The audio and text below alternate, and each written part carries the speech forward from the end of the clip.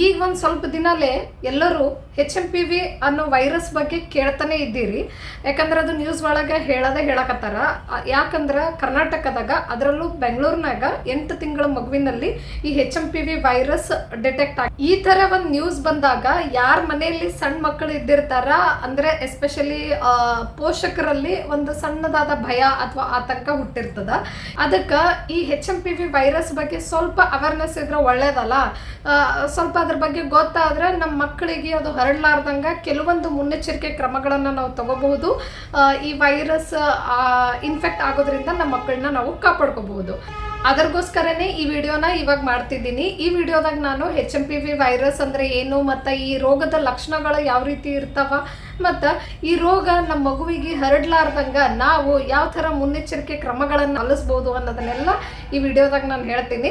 ನಮಸ್ತೆ, ನಾನು ಗಂಗಾ. ನನ್ನ ಚಾನಲ್ ನಮಸ್ತೆ ಗೆಳತಿಗೆ ನಿಮ್ಗೆಲ್ರಿಗೂ ಸ್ವಾಗತ. ವಿಡಿಯೋನ ಪೂರ್ತಿಯಾಗಿ ಸ್ಕಿಪ್ ಮಾಡದೆ ನೋಡಿ, ಹಾಗೆ ನನ್ನ ಚಾನಲ್ನ ತಪ್ಪದೆ ಸಬ್ಸ್ಕ್ರೈಬ್ ಮಾಡ್ರಿ, ಮತ್ತು ಕೊನೆಯದಾಗಿ ವಿಡಿಯೋ ಇಷ್ಟ ಆದಲ್ಲಿ ಲೈಕ್ ಮಾಡ್ರಿ ಮತ್ತು ಕಮೆಂಟ್ನು ಮಾಡ್ರಿ ಹೆಂಗ ಅನ್ನಿಸ್ತು ಅಂತ. HMPV ಅಂದ್ರೆ ಹ್ಯೂಮನ್ ಮೆಟೋನ್ಯೂಮೋ ವೈರಸ್. ಈ ವೈರಸ್ಸಿನ ಲಕ್ಷಣ ಸಾಮಾನ್ಯವಾಗಿ ಶೀತ ಅಥವಾ ನೆಗಡಿ ಎಲ್ಲ ಆದಾಗ ಹೆಂಗಿರ್ತದ ಅದೇ ತರ ಲಕ್ಷಣ ಈ ರೋಗಕ್ಕೂ ಇದ್ದಿರ್ತದೆ. ಈ ಇನ್ಫೆಕ್ಷನ್ ಯಾರಿಗೆ ಬೇಕಾದ್ರೂ ಆಗ್ಬಹುದು, ಬಟ್ ಜಾಸ್ತಿ ಯಾರಲ್ಲಿ ಆಗುವಂತ ಸಾಧ್ಯತೆ ಇರ್ತದಂದ್ರೆ ಮಕ್ಕಳಲ್ಲಿ, ಅದರಲ್ಲೂ 5 ವರ್ಷದ ಒಳಗಿನ ಮಕ್ಕಳಲ್ಲಿ ಈ ಇನ್ಫೆಕ್ಷನ್ ಹರಡುವಂಥದ್ದು ಸಾಧ್ಯತೆ ಹೆಚ್ಚಾಗಿರ್ತದ. ಮತ್ತು ಪ್ರೀ ಮ್ಯಾಚ್ಯೂರ್ ಬೇಬೀಸಲ್ಲೂ ಈ ಇನ್ಫೆಕ್ಷನ್ ಬಹಳ ಬೇಗನೆ ಹರಡ್ತದ. ಮತ್ತು 65 ವಯಸ್ಸಿನ ಮೇಲ್ಪಟ್ಟದವ್ರು ಏನಿರ್ತಾರ ಅಂಥವ್ರಲ್ಲಿನೂ ಈ ಇನ್ಫೆಕ್ಷನ್ ಬಹುಬೇಗನೆ ಹರಡ್ತದ. ಹಾಗೆ ಯಾರಿಗೆ ಬ್ರೀದಿಂಗ್ ಪ್ರಾಬ್ಲಮ್ಸ್ ಇರ್ತದ ಅಂಥವ್ರಿಗೂ ಈ ಇನ್ಫೆಕ್ಷನ್ ಹರಡೋಂಥ ಚಾನ್ಸಸ್ ಜಾಸ್ತಿ ಇರ್ತದ. ಹಾಗೆ ಯಾರಲ್ಲಿ ರೋಗ ಪ್ರತಿರೋಧಕ ಶಕ್ತಿ ಕಡಿಮೆ ಇರ್ತದ ಅಂದ್ರೆ ಇಮ್ಯುನಿಟಿ ಕಮ್ಮಿ ಇರ್ತದ ಅವ್ರಿಗೂ ಈ ಇನ್ಫೆಕ್ಷನ್ ಬಹಳ ಬೇಗನೆ ಹರಡುತ್ತದ. ಈಗ ಈ ಇನ್ಫೆಕ್ಷನ್ ಆಗಿದೆ ಅಂತ ಹೆಂಗೆ ಗೊತ್ತಾಗ್ತದ, ಈ ರೋಗದ ಲಕ್ಷಣಗಳು ಯಾವ್ಯಾವು ಅಂತ ತಿಳ್ಕೊಳೋಣ. ನಾ ಹೇಳ್ದಂಗ ಇದು ಸೇಮ್ ನೆಗಡಿ ಆದಾಗ ಯಾವ ರೀತಿ ಲಕ್ಷಣಗಳು ಇರ್ತಾವ ಅದರದ್ದೇ ಲಕ್ಷಣಗಳು ಈ ಇನ್ಫೆಕ್ಷನ್ಗೂ ಅದ.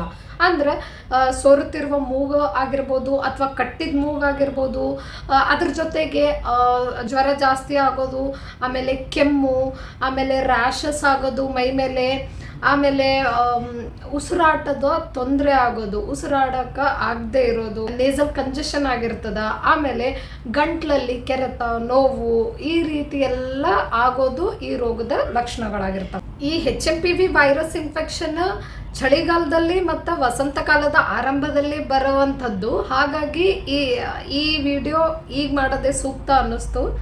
ಈ ಥರ ಲಕ್ಷಣಗಳ ಕಂಡು ಬಂದ್ರೆ HMPV ವೈರಸ್ ಆಗಿದೆ ಅಂತಲೇ ತಿಳ್ಕೊಬೇಕೇನೋ ಇಲ್ಲ, ಇಷ್ಟ್ರ ಮೇಲೆ ತಿಳ್ಕೊಳ್ಳೋದಲ್ಲ. ಈ ಥರ ಲಕ್ಷಣಗಳು ಕಂಡು ಬಂದಾಗ ಇದನ್ನು ನೀವು ಮನೆ ಮದ್ದೆಲ್ಲ ಮಾಡ್ಕೊತಿರ್ತೀರಿ, ರೆಮಿಡೀಸ್, ಅದು ಏನೂ ವರ್ಕೌಟ್ ಆಗ್ತಿರಲ್ಲ, ಕಡಿಮೆ ಆಗ್ತಿರಲ್ಲ, ಸಿವಿಯರೇ ಆಗ್ತಿರ್ತದ, ಜಾಸ್ತಿ ಆಗ್ತಿರ್ತದ. ಆವಾಗ ನೀವು ಡಾಕ್ಟ್ರಿಗೆ ಕನ್ಸಲ್ಟ್ ಮಾಡ್ತೀರಿ. ಆವಾಗ ಡಾಕ್ಟರ್ ಈ HMPV ವೈರಸ್ ಆಗಿದೆ ಅಂತ ತಿಳ್ಕೊಳಕ್ಕೆ ಒಂದು ಟೆಸ್ಟ್ ಹೇಳ್ತಾರೆ, NAAT ಟೆಸ್ಟ್ ಅಂತ. ಆ ಟೆಸ್ಟ್ ಮಾಡಿದಾಗ ಆ ಟೆಸ್ಟಲ್ಲಿ ಕನ್ಫರ್ಮ್ ಆಗಿ ಗೊತ್ತಾಗ್ತದ HMPV ವೈರಸ್ ಆಗಿದೆನೋ ಇಲ್ವೋ ಅಂತ. ಸೊ ಈ ಥರ ಒಂದು ಲಕ್ಷಣಗಳು ಆದ ತಕ್ಷಣವೇ ಹೆದರ್ಕೊಳ್ಳುವಂಥ ಅವಶ್ಯಕತೆ ಇರಂಗಿಲ್ಲ. ಯಾಕಂದ್ರೆ ಇದು ನೆಗಡಿ, ಕೆಮ್ಮು, ಶೀತ ಆದಾಗ ಏನೇನು ಯಾವ ರೀತಿ ನಾವು ಕ್ರಮಗಳು ತೊಗೊತಿರ್ತೀವಿ, ಯಾವ ರೀತಿ ಮೆಡಿಕೇಶನ್ಸ್ ಫಾಲೋ ಮಾಡ್ತಿರ್ತೀವಿ ಅದನ್ನೇ ಫಾಲೋ ಮಾಡಿ ನಾವು ನಿಭಾಯಿಸ್ಕೋಬಹುದು. ಬಟ್ ಅದು ಎಲ್ಲ ವರ್ಕೌಟ್ ಆಗದಿದ್ದಾಗ ಆಮೇಲೆ ಅದು ಇನ್ನು ಸಿವಿಯರ್ ಆಗಿ ಆಗ್ತಾ ಹೋಯಿತು ಅಂದ್ರೆ ಕ್ರಮೇಣವಾಗಿ ಹೆಚ್ಚೇ ಆಗ್ಲತ್ತದ ಅಂತಂದಾಗ ಡಾಕ್ಟರ್ ಕನ್ಸಲ್ಟ್ ಮಾಡಬೇಕಾಗ್ತದ. ಈ ರೋಗ ಲಕ್ಷಣಗಳು ಸಿಂಪಲ್ ಅನ್ನಿಸ್ತವ, ಯಾಕಂದ್ರೆ ನೆಗಡಿ, ಜ್ವರ ಮಾಮೂಲಾಗಿ ಎಲ್ಲರಿಗೆ ಆಗ್ತಿರ್ತದ. ಬಟ್ ಇದು ಮೈಲ್ಡ್ ಆಗಿದ್ದಾಗ ಓಕೆ, ಇದ್ರ ಲೆವೆಲ್ ಸಿವಿಯರ್ ಆದಾಗ ನಾವು ಡಾಕ್ಟರ್ಗೆ ಹೋಗಿ ಕನ್ಸಲ್ಟ್ ಮಾಡಲೇಬೇಕು.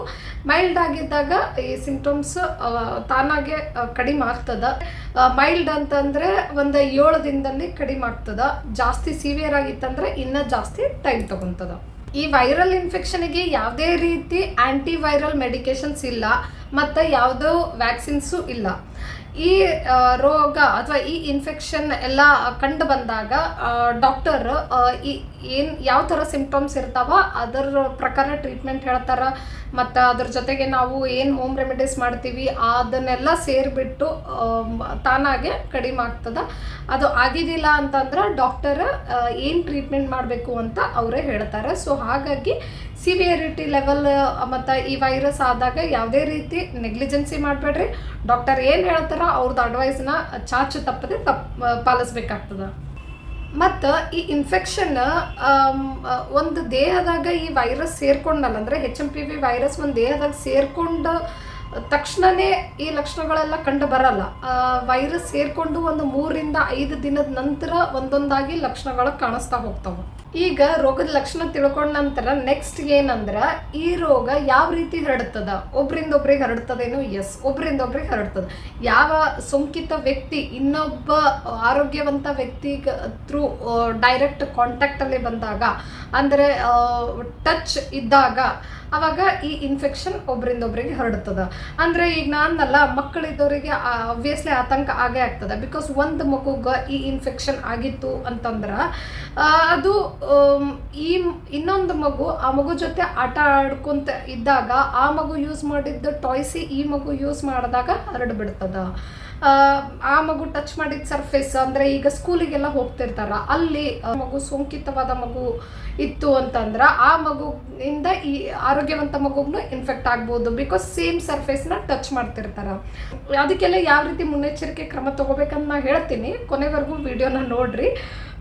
ಸೊ ಒಬ್ರಿಂದ ಒಬ್ರಿಗೆ ಈ ರೀತಿ ಟಚ್ ಥ್ರೂ ಹರಡುವಂಥದ್ದು ಇರ್ತದೆ. ಮತ್ತು ಸೋಂಕಿತವಾದ ವ್ಯಕ್ತಿ ಸೀನ್ದಾಗ, ಕೆಮ್ಮಿದಾಗ ಅವರಿಂದ ಏನು ಡ್ರಾಪ್ಲೆಟ್ಸ್ ರಿಲೀಸ್ ಆಗಿರ್ತದ ಅದರ ಕಾಂಟ್ಯಾಕ್ಟಲ್ಲಿ ಬಂದಾಗ ಬೇರೆ ವ್ಯಕ್ತಿಗೂ ಹರಡುವಂಥ ಸಾಧ್ಯತೆ ಹೆಚ್ಚಾಗಿರ್ತದೆ. ಸೊ ಈ ಥರ ಸ್ಪ್ರೆಡ್ ಆಗ್ತದೆ ಅಂದಾಗ ಯಾವ್ಯಾವ ಮುನ್ನೆಚ್ಚರಿಕೆ ಕ್ರಮಗಳು ತಗೋಬೇಕಂತ ಹೇಳ್ತಾ ಹೋಗ್ತೀನಿ. ಮೊದಲನೇದಾಗಿ ನಮ್ಮ ಮಗುಗೆ ಯಾವಾಗ್ಲೂ ಅವ್ರದ್ದು ಹ್ಯಾಂಡ್ಸ್ ಪ್ರಾಪರಾಗಿ ವಾಶ್ ಮಾಡಿಸ್ಬೇಕು. ವಿತ್ ಹ್ಯಾಂಡ್ ವಾಶ್ ಅಥವಾ ಸೋಪಿಂದ ಚಲೋ ಒಂದು 20 ಸೆಕೆಂಡ್ವರೆಗೂ ನೀಟಾಗಿ ವಾಶ್ ಮಾಡಿಸ್ತಿರ್ಬೇಕು. ಆವಾಗವಾಗ ಪದೇ ಪದೇ ಒಂದು ದಿನದಲ್ಲಿ ಮಾಡಿಸ್ತಾನೆ ಇದ್ರೆ ಏನೇ ಒಂದು ಡರ್ಟ್ ಇದ್ರೂ ಅದೆಲ್ಲ ಹೋಗ್ತದೆ. ಆಮೇಲೆ ಮಗುಗ ಎಲ್ಲೇ ಹೊರಗಡೆ ಆಟ ಆಡ್ಕೊಂಡು ಬಂದಾಗ ಅಥವಾ ಆಟ ಆಡ್ತಿರ್ಬೇಕಾದ್ರೇ ಆಗಿರ್ಬೋದು, ಜಾಸ್ತಿ ಕಣ್ಣು, ಮೂಗು, ಬಾಯಿ ಟಚ್ ಮಾಡದೇ ಇರೋ ಹಾಗೆ ನೋಡ್ಕೋಬೇಕಾಗ್ತದೆ. ಅಂದರೆ ಟಚ್ ಮಾಡ್ತಾರೆ, ಬಟ್ ರಬ್ ಮಾಡ್ಕೋದಾಗಿರ್ಬೋದು, ಪದೇ ಪದೇ ಮೂಗು ಹಿಡ್ಕೊಳ್ಳೋದಾಗಿರ್ಬೋದು, ಬಾಯಿಗೆಲ್ಲ ಹಾಗೆ, ಅಂದರೆ ಅನ್ಕ್ಲೀನ್ ಇರ್ತಾವಲ್ಲ ಹ್ಯಾಂಡ್ಸ್, ವಾಶ್ ಮಾಡ್ಕೊಂಡಿರಲ್ಲ. ಸೊ ಹಾಗಾಗಿ ಅದೇ ಕೈಯಿಂದ ಕಣ್ಣು, ಮೂಗು, ಬಾಯಿ ಮುಟ್ಟಿದಾಗ ಈ ಇನ್ಫೆಕ್ಷನ್ ಹರಡುತ್ತದೆ. ಅದಕ್ಕೆ ನಾವು ಏನು ಮಾಡ್ಬೋದು ಅಂದ್ರೆ ಅವಾಗವಾಗ ಹ್ಯಾಂಡ್ ವಾಶ್ ಮಾಡಿಸ್ತಾ ಇರಬೇಕಾಗ್ತದೆ ಅಷ್ಟೇ. ಮತ್ತು ಮಗುವಿಂದ ವ್ಯಾಕ್ಸಿನೇಷನ್ ಡೇಟ್ ಯಾವಾಗ ಇರ್ತದ ತಪ್ಪಲಾರ್ದೆ ಆ ವ್ಯಾಕ್ಸಿನೇಷನ್ ಆ ಡೇಟಿಗೆಲ್ಲ ಹಾಕಿಸ್ತಾ ಇರಬೇಕು.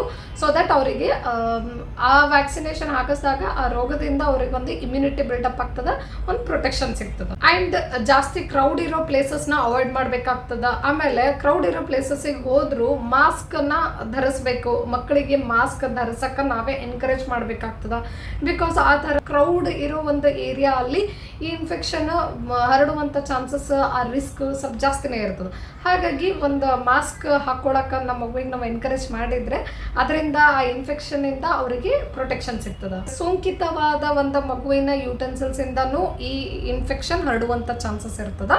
ಸೊ ಯೂಟೆನ್ಸಿಲ್ಸ್ನ ಶೇರ್ ಮಾಡದೇ ಇರೋದೇ ಸೂಕ್ತ. ನೆಕ್ಸ್ಟ್ ನಮ್ಮ ಮಗುವಿಗೆ ನಾವು ಕೈ ಎಲ್ಲ ತೊಳ್ಕೊಳ್ಳಾರ್ದೇನೆ ಹಾಗೆ ಕಣ್ಣು, ಬಾಯಿ, ಮೂಗು, ಒಟ್ಟು ಮುಖಕ್ಕೆ ಹಾಗೆ ಟಚ್ ಮಾಡಬೇಡ್ರಿ ಹ್ಯಾಂಡ್ಸ್ ಅಂತ ಪದೇ ಪದೇ ಅವ್ರಿಗೆ ಅದನ್ನು ಹೇಳ್ಕೊಡ್ಬೇಕಾಗ್ತದೆ, ನಾವು ಟೀಚ್ ಮಾಡಬೇಕಾಗ್ತದೆ.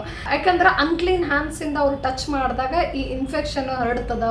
ಸೊ ಈ ರೀತಿ ಎಲ್ಲ ಮುನ್ನೆಚ್ಚರಿಕೆ ಕ್ರಮಗಳನ್ನು ತಗೊಳ್ಳೋದ್ರಿಂದ ನಮ್ಮ ಮಗುವಿಗೆ HMPV ವೈರಸ್ ಇಂದ ಕಾಪಾಡ್ಕೋಬಹುದು. ಕೊನೆಯದಾಗಿ ಈ HMPV ವೈರಸ್ ಒಂದಕ್ಕಿಂತ ಹೆಚ್ಚು ಬಾರಿ ಹರಡುವಂಥ ಸಾಧ್ಯತೆ ಇದ್ದೇ ಇರ್ತದ. ಬಟ್ ಫಸ್ಟ್ ಸಲ ಏನು HMPV ವೈರಸ್ ಬಂದಿರ್ತದ ಅವಾಗ ಮಗುವಿನಲ್ಲಿ ರೋಗ ನಿರೋಧಕ ಶಕ್ತಿ ಹೆಚ್ಚಾಗ್ತದ ಈ ವೈರಸ್ ಒಂದ್ಸಲ ಬಂದಾಗ. ಸೊ ಫಸ್ಟ್ ಟೈಮ್ ಅದರದ್ದು ಸಿವಿಯರಿಟಿ ಜಾಸ್ತಿ ಇರ್ತದ. ನೆಕ್ಸ್ಟ್ ಟೈಮ್ ಇದೇ ವೈರಸ್ ಮಗುವಲ್ಲಿ ಬಂದಾಗ ಈ ಅಷ್ಟೊಂದು ಸಿವಿಯರ್ ಆಗಿರಲ್ಲ, ಮೈಲ್ಡ್ ಆಗಿರ್ತದೆ. ಬಿಕಾಸ್ ಅವಾಗ ಮಗು ಅದರ ವಿರೋಧ ಹೋರಾಡುವಂಥ ಶಕ್ತಿ ಬೆಳೆಸ್ಕೊಂಡಿರ್ತದ. ಈ ವಿಡಿಯೋನ ಇಲ್ಲಿಗೆ ಮುಗಿಸ್ತಾ ಇದ್ದೀನಿ. ಮತ್ತೆ ನೆಕ್ಸ್ಟ್ ವಿಡಿಯೋದಲ್ಲಿ ಮೀಟ್ ಆಗೋಣ. ಅಲ್ಲಿವರೆಗೂ ಬಾಯ್, ಟೇಕ್ ಕೇರ್.